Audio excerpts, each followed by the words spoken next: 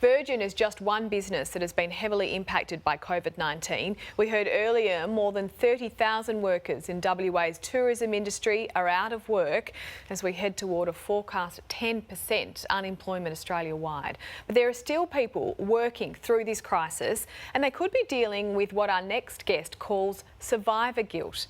Welcome now to business psychologist Vanessa Verschoor. Hi Vanessa. Hi, thanks for having me on the show, Louise. Always a pleasure. Is survivor guilt really something employees can expect to feel?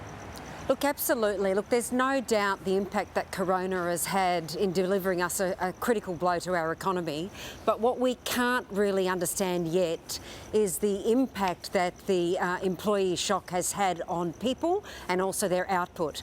The problem is that employers tend to focus their resources and support on helping people that have lost their jobs and not necessarily thinking about how they're going to support people upon their return to work that have seen people lose their jobs, go through financial distress, psychological hardship, and are expected to go to full throttle as quickly as possible and get back to work. Yeah, it's not like there's a handbook for this, is there? How can this be managed when people start to return to work from the perspective of the employee themselves and, of course, the employer too?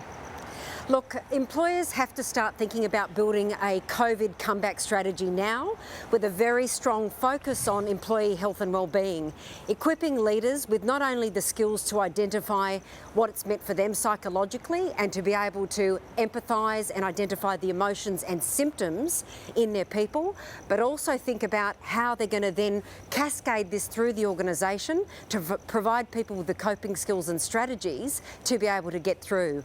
And finally, engaging them in a co-creation process. Once they've moved through the healing, how can we get them focused on the good things and really making a comeback by co-creating the forward strategy with them? So what if the feelings persist? What happens then?